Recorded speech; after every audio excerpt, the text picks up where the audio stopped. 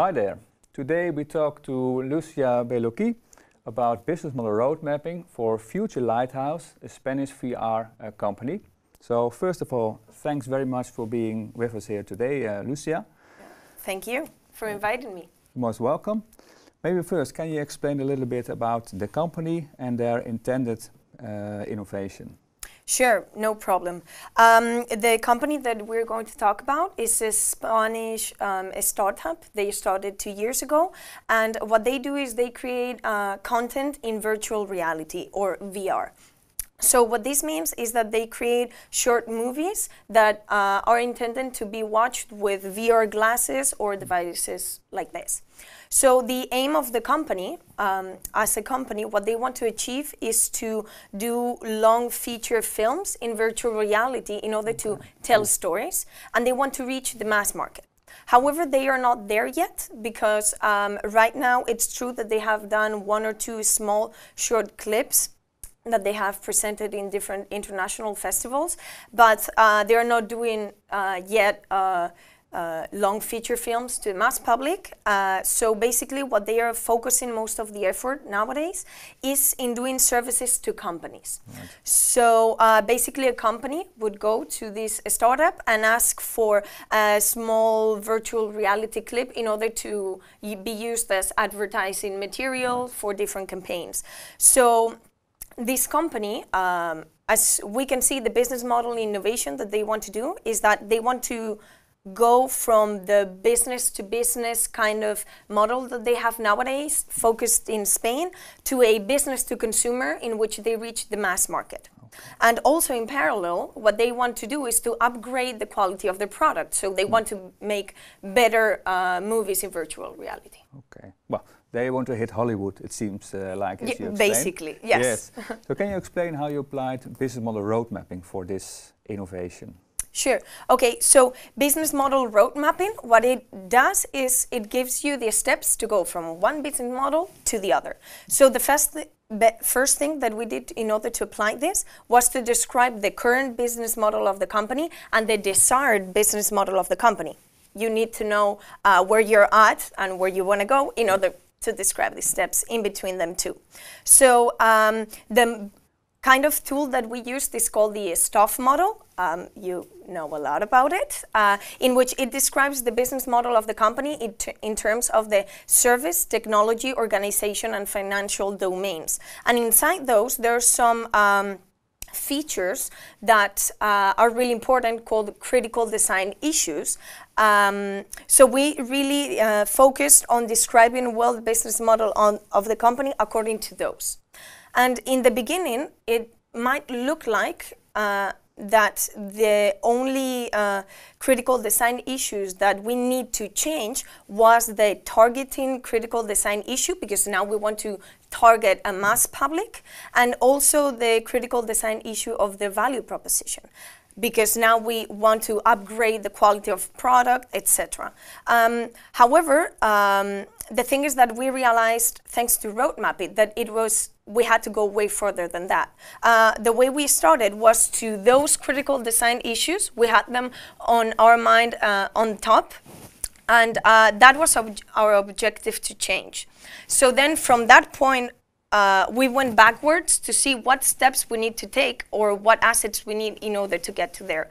So for example, if we are talking about the critical design issue of the value proposition or the created value, in order to do really good movies in virtual reality, you need to have know-how on VR graphic design, you need to have know-how on storytelling in VR, you need to have access to bigger financial means, funding basically, than the ones that they have nowadays. So then you have that, and you realize, okay, in order to have know-how, then before you need to have done a lot of projects in virtual reality.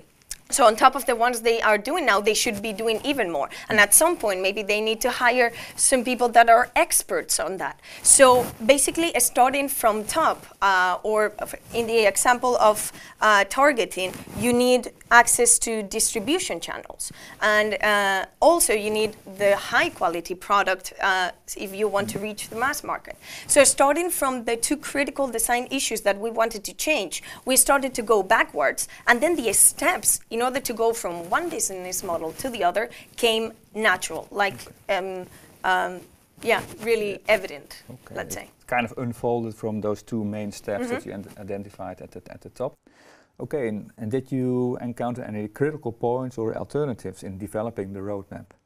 Yeah, actually we did. At the point in which we reached the distribution channels, we have to understand the big changes that are going on right now with the movie industry and the virtual reality industry. One would think that the same actors that appeared in the movie industry, for example, the distribution, the production, and the exhibition of the movies, were going to be the same actors in the movie VR industry.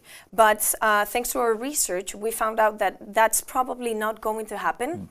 And actually, the movie industry is likely to be highly disrupted, not only in the distribution channels, but also in the way it gets funded, in the way they manage their creative licenses, etc. Right. But now I'm going to focus on the distribution channels. So we have to understand that traditionally, if you wanted a movie to reach the international market, more or less you didn't have any other option but to become partners with one of the 6 major studios in the United States, in Hollywood, like the 20th Century Fox or Universal, etc.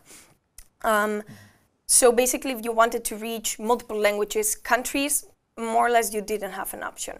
However, nowadays, new distribution channels are appearing. For example, internet TV networks like Netflix, or even nowadays are appearing internet TV networks only specialized on VR products. For example, Jaunt.